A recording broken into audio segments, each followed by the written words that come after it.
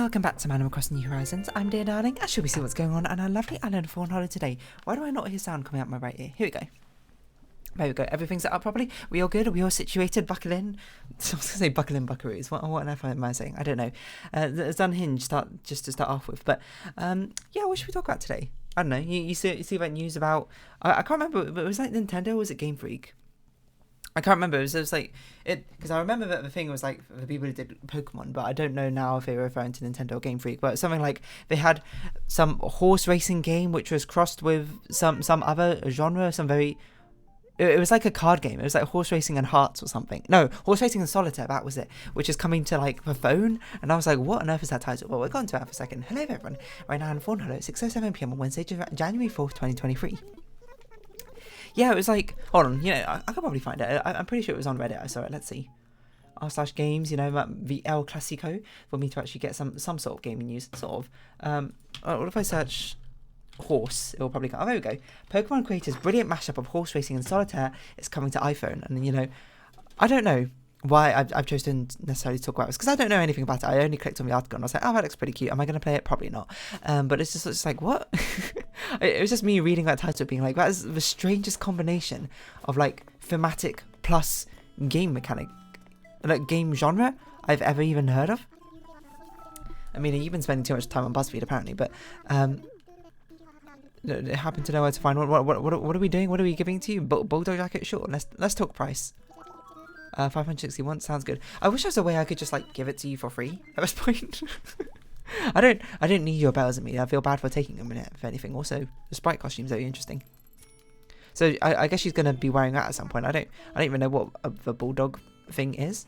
Part of me's kind of tempted. Should I look it up or should I leave it as a surprise? New Horizons bulldog jacket. Which one's this one? Oh, it's just like an athletics jacket or something. Okay, that's not as exciting as I thought it was gonna be. Anyway, sorry, yeah, getting a bit sidetracked. I don't know, you can go click on the article yourself. Where's the article from? It's on Polygon.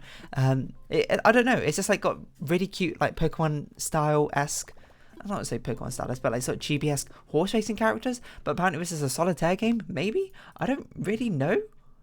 I mean, it does look like it. Like the first screenshot is like a horse racing game, and then the next screenshot is literally solitaire on top of like the horse racing starting things. So maybe it's like you can't start until you finish a game of solitaire, which seems insane. I don't know how quickly you can finish games of solitaire, but it's strange. Because you might not know this, but in Japan there is actually a very popular, I don't know how popular it is nowadays, but there's a popular horse racing anime called like Uma Musume or something like that, which I don't know anything about, to be honest. I just know it's because they have a mobile app which is very, very popular, and I only know it because it's like a competitor to Shiny Colors, which is a game I do play, so... I don't know, but horse racing is just like weirdly, strangely big in Japan.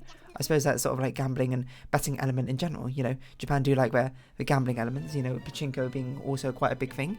I don't actually know how big casinos and that sort of thing are. You know, certainly it's not the biggest sort of gambling centre. Well, actually, I don't know. No, it can't be, because Macau exists, you know. Sorry, not Macau, I meant in Asia. Specifically East Asia, because I don't know about like Southern Asia and, you know, how the gambling scene is in there. But I was just gonna say, like, I wonder how like big, how sort of big the gambling scene is in Japan for like specifically, because in East Asia, if you don't know, there's like Macau, which is like an island off of China or something. I don't know what it technically counts as, sort of like. As like an independent territory or something. I have no idea. Basically, it's just like the gambling capital of like the world or East Asia or whatever. And, you know, it's like the Las Vegas or something. And I don't know. There are a lot of stories of people just going there to gamble. Never been there. Don't really plan to go there. I'm not interested in that sort of sense. But it's kind of weird how big like horse racing is in Japan. You know, the more I think about it, the more it sort of like comes up as like appearances in games and that sort of thing, you know. Obviously, you know, you got this Pokemon horse racing game, which is Pokemon horse racing solitaire game, which is the strangest seriously the strangest combination of games I could remotely think of. I suppose you could get weirder, but it's definitely up there. But apparently very popular, because I remember I was reading the comments about it. I don't know if the comments, you know, if people have changed their view on it, but at least people were just like, oh, you know, this game was actually pretty good, but the only problem was it was on the 3DS for some reason. So, you know, basically no one played it. The 3DS game was brilliant. My biggest problem was that it was on the 3DS, and now it's on iOS. This is like, I don't know. maybe it's my association of gambling and plus the microtransaction scene on phones. I'm just like, it kind of seems like it was made for phones, but what do I know in the first place? What I was going to say, it was like, horse racing is very strange, you know? Like, have I ever been horse racing? Well, okay, I haven't. That makes it sound like I've raced horses. That's not what I mean. I've been to a horse racing track before. You might be like, oh, did you bet on things? No, because I was like 6 or something. And you might be like, why did you go to a horse racing track? I don't know if I was 6 necessarily, but I was quite young. Certainly maybe like 10ish or something. Obviously, I wasn't allowed like in the bar section or the gambling section or whatever. I was there. What they did, I don't remember why we were there necessarily, but we were there with like a load of family friends. And none of my family really like bets on that sort of things. I think my father might have just like done a couple of random bets and like a horse racing thing just for fun, because you know he was there anyway with family friends. I genuinely don't know why I was there or whatever. But anyway, what I do remember there is, you might be like, where did you go? Did you go to that really famous like UK horse racing betting place? And I'll be legitimately, I don't know, because I don't even know what that's called, to be honest. But I remember there was basically like the sort of like open floor area, like the open, I'm going to call it like a restaurant area, but basically where the sort of like recreational non-horse racing, non-horse betting area was, with like a load of tables and stools were set up, and there were like people like selling things or like having like activities. And I remember one of the activities was this like maybe 50-year-old like Japanese, well I assume Japanese man, I don't actually know to be fair, but he was doing like an origami sort of like workshop thing where you could just like sit down, there was like room for like 8 of you at a table or something. You could sit down and you could learn how to make some origami, like an origami, the thing he taught you was an origami frog. And if you know me in real life, you know that basically this origami frog I could probably make with my eyes closed because of the amount of times I made it, and that is why I know how to make an origami frog. It's because, you know, and I watched, you know, I don't know what I was doing. I assumed I was supervised. Maybe I wasn't supervised, to be perfectly honest. But, you know, it was a different time back then. Well, I was just like looking over and like watching, you know, some people do the workshop. And then I sat down for the next time for a workshop being like, okay, I'm going to learn how to do this origami frog.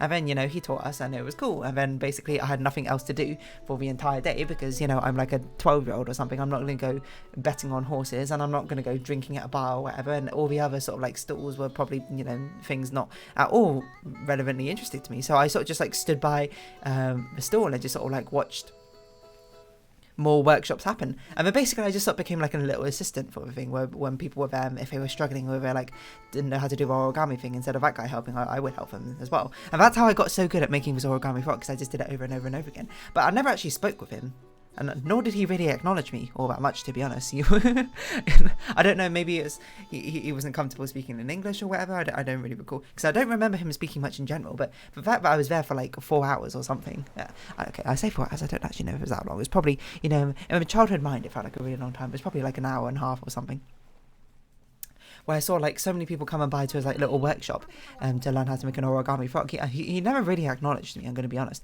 Even like he didn't say hi, he didn't say anything, he just, you know, it was basically I was like invisible to him after he's like taught me the lessons. Like, I've already taught her everything she needs to know about origami frogs and that sort of thing, you know, she might as well be invisible to me. So I sort of just hung around there, I suppose, for ages, just making these origami frogs.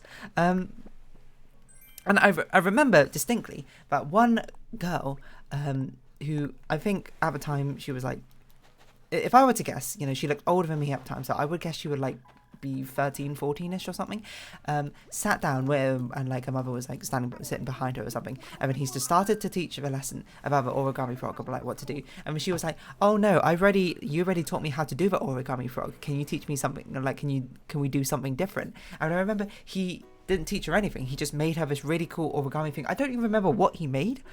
In my mind it's like a snake or something, but that doesn't make sense. But he no, what, you know what he did? He made out like, you know how you make like paper snowflakes and that sort of thing, when you fold up a piece of paper and you cut things out like that? He basically did paper art like that.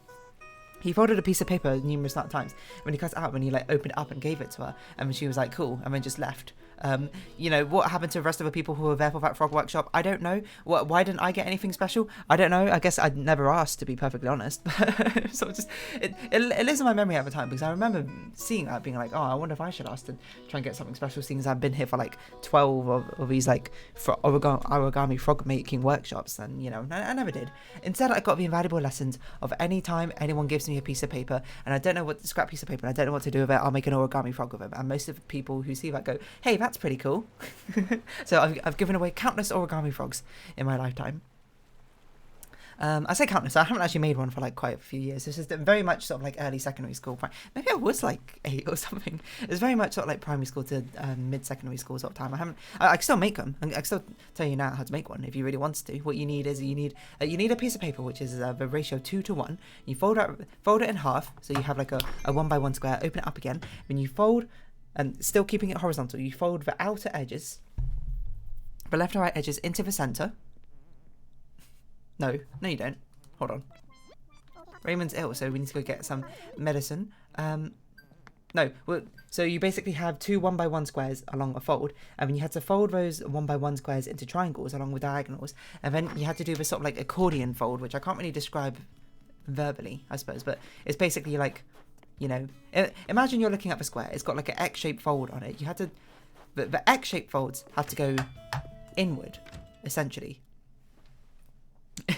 To make another triangle shape, which is a quarter of the size of the original square. And we'll do that the same on the other side, and then you take the corner flappy bits of those triangles and fold them up to get like a square with 2 smaller squares on it. Then you flip it over upside down, fold it in half, and then you fold it as if you were folding a paper aeroplane. Fold the top bit down, and you tuck those corners of a paper aeroplane part into the head, and then that's all. You're almost done, and then you flip it back over again, and those 2 squares which you had before you can fold in half again to make a frog's legs, and you fold the frog's legs body up on itself and then back down on itself, and then fold its latter half down on itself, and then you have a jumping frog. And you might be like, what on earth are you talking about? No, it just lives in my mind. And I can't believe we've gotten to this from horse. Well, legitimately, I thought I was going to be talking about horse track racing, but I don't really know anything about it, so I'm glad I'm talking about origami frogs anyway.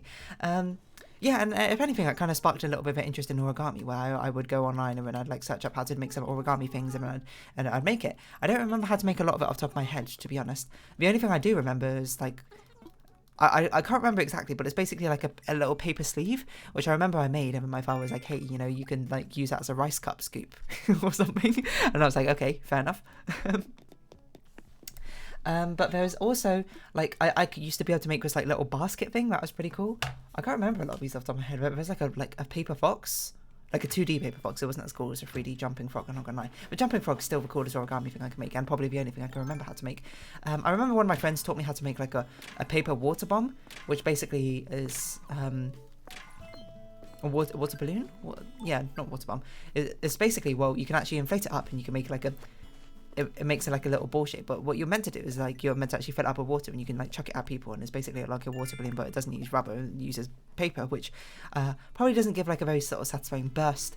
I suppose when you hit some of it, it's more sort of like a wet splodge. But you know, if that's what you prefer, then by all means you can go look up how to do that.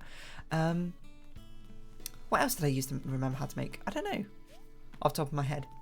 Have I never really spoken about origami before? This feels like a conversation I haven't had before, which is wild. Because there's so much I can say about origami frogs. I remember one time I wanted to start a project where I wanted to make a giant pyramid of origami frogs, and like calculation wise it would probably be like 300 origami frogs or something like that. Whatever, you know, the sum of the first 10 square numbers is off the top of your head. I don't know what that is. I'm going to guess it's like 300.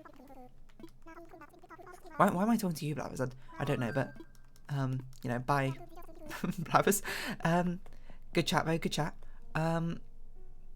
I mean, hold on, we can get a calculator out. We can figure out this out. 100 plus 81 plus 64 plus 49 plus 36 plus 25 plus 16 plus 9 plus 4 plus 1. 385, okay, so it's more like 400. Oh, hello, Celeste's here. Watch us not talk to her again. Actually, doesn't she go walkabouts at 6? Oh no, maybe it's 8 she goes walkabouts, I don't remember. So 385 frogs or whatever. You might be like, how many frogs did you end up making? I think I made about 100 or so, and then I stopped because I couldn't be bothered. But there was another time, you know, I don't know why I had 2 projects, I suppose, related to origami frogs, but you know, I was like in primary school or something. Actually, I might have been in secondary. No, I think I was primary school. I think I must have been 11 or 10 when I got taught how to make an origami frog. But it was this other time where I was like, I'm going to make the largest origami frog possible. So what I did was get like, I can't remember how many pieces of A4 paper, and I stuck them in like a big grid. But it's a cool thing if you didn't know about A4 paper is that, because it follows a golden ratio, that if you half A4 paper, then it keeps the same ratio. So what I did was, you know, basically double it, quadruple it, eightuple it. So I think I probably had like 64 pieces of like A4 paper all stuck together, which makes it, I don't know, what does that make it? Let's think. 2 would be A3. 4 would be A2. 8 would be A1. 16 would be A0. So it was like A minus 2 or something. Sorry, A negative 2. Which, you know, is rather excessive, I would certainly say, for a piece of paper size. But from that, I made, you know, I actually just made like a giant origami frog. You might be like, how did you stick everything together? With sellotape. It was not particularly, you know, I didn't even use scrap paper. I just literally used paper from like the printer or something. So, you know, you might be like, that's not the most economical use of it. But, you know, whatever. I was like 11. You know, you've got to cut me some slack. So I remember making it in like my living room or my sitting room, depending on whatever you want to call it. Which at the time in that house, it wasn't that big. So it was literally the paper took up like the entire floor of that sitting room. I mean, I say it wasn't that big. I guess it was kind of big. Oh, it's not that big. And depending, it was all right size. And then like I remember like folding it, like having to like sort of like walk across the entire room, but while like holding like one of the edges of the paper. Did I buy medicine for Raymond? I don't even remember if I did or not. I remember going to Nooks. I remember looking at the cabinet. I don't actually know if we ended up buying it or not. I mean, I remember just making a giant origami frog. You might be like, how big did it end up afterwards? It definitely ended up bigger than an A4 piece of paper. I would say it probably ended up the size of a computer monitor. And of course, it being that big, it could not jump, because the whole point of, in fact, is the frogs you make are like spring-loaded mechanism of a tension, and the folds of a paper make it jump. When it's that big, you know, the paper's too heavy, so it doesn't actually jump. But, you know, it was cool. I don't know what I did with it. The only thing I remember is I remember storing it in the same... in the bag that I used to store my piano books in. And you might be like, didn't you play piano at the time? And the answer was yes. So I'm not sure how these memories... I feel like these memories are in conflict with one another, but I might have just remembered it wrong. I genuinely don't know. But yeah, I made a giant paper frog. I remember on Saturdays I used to go to a Chinese school to learn like the Mandarin language. And I made like some origami frogs there. I remember I made a really, really teeny tiny one once. And it jumped super high. Not very relevant, but you know, thought I'd just let you know. Oh, you know what I do remember is doing it in like one of my first university lectures, because we had a lecture which was basically it wasn't an academic lecture, it was some lecture, like it was like an admin lecture basically, and I don't remember anything from it. But they gave us a piece of paper or whatever to theoretically write stuff on, which no one wrote stuff on. And then I just remember I made an origami frog out of it, and you know, that's how I gave it to a friend. It was all I remember from that in the first place. Yeah, I don't know why I have so many stories necessarily about origami frogs, but there you go. They're very entertaining, I must be honest. They jump surprisingly far. And I wonder if you actually Google origami frog, is the actual one I make come up. Not like my literal one, I mean like the same sort of pattern. Okay, it's like this one. Origami jumping frog, traditional. It's a one with like the line down its back.